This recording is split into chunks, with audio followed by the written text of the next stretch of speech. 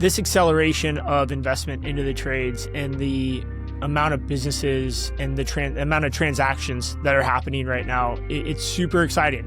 And you see it elevate. The M&A panels are loaded with people in the room, standing room only, because for that reason, it's the big conversation that people are having. And so on that note, for people who are listening, who are saying, hey, like, screw that. Like, I'm never selling. I'm holding it down. Like, I'm going to hold the line, GameStop mentality. I don't necessarily think like that's the best strategy. I think that is almost like an excuse to not investigate and see what is actually happening in the world of investments in our industry. So for those who are kind of thinking like, this just really isn't a topic that I'm very interested in, what would you say to someone who's kind of thinking like that, like, this isn't something I'm ever going to use or do or get involved with, so I'm not going to pay attention to it? I think like you, I'm a lifelong learner. And I think that I would try to impart some of that mentality on someone that had the attitude that you just described.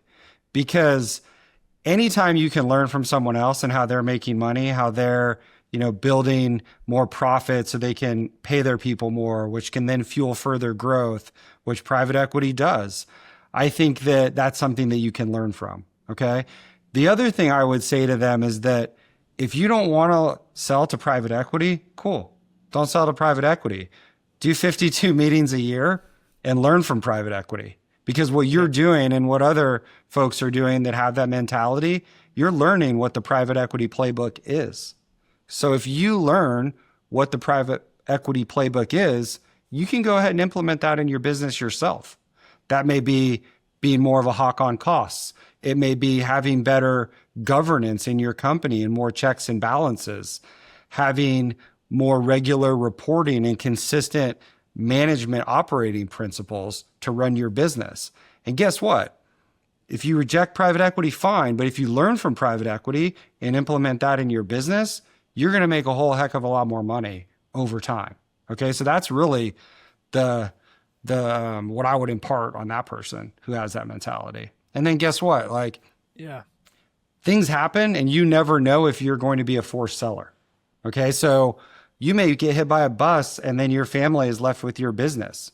And if you didn't take a page out of the private equity playbook and set your business up for sale, now you're going to sell at a bargain bin valuation as opposed to a premium valuation if you would have followed their playbook. Okay. And that's what private equity wants.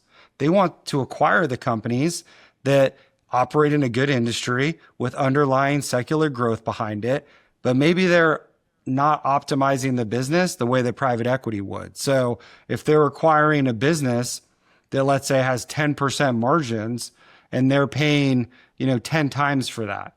Okay. So they can then turn around and increase the margins to 20 or 25%.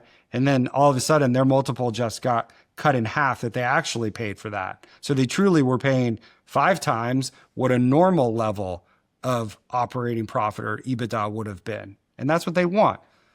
So take a page out of the private equity playbook, learn about it, run your business in a similar fashion while treating your people well, and good things are likely to happen. Yeah. I think that's one of the best arguments I've heard on why you should pay attention to this movement and this trend, if you will, because it's not just about us as owners and leaders of businesses, but it's truly about our teams and about our families. And unfortunately, I've heard those stories where, the owner was passed away suddenly. I mean, we go through a lot of stress and things happen and, you pass away suddenly and now your family's dealing with so many, not just your loss or their loss of you, but the business and what to do with it. And most businesses, if not managed really closely, probably have like 3 or 4 weeks of cash flow. They if they don't have great systems, they probably have 3 or 4 weeks of like getting by until things start to really erode quickly. And compare that with a business that's super well ran, really in a strong cash position, and is queued up for an exit at any time. GAAP financials, really well done, quarterly and monthly reporting. That business will be so much easier to go through a quick and seamless transition, because if not, And those who have either gone through it or know someone that have gone through it, selling a business is an extremely difficult, lengthy, and exhaustive process if you're the one that's ran that business. Imagine being the spouse or a widow and trying to do that process. I mean, it's unfortunately, there's people who see those opportunities and they do buy those companies, and hopefully some out of good faith, but unfortunately many not. And like, that's not how you want to leave your legacy. So that's maybe the best argument I've ever heard is, if you don't want to do it for yourself, do it for those who've supported you and continue to support you every day. Yeah.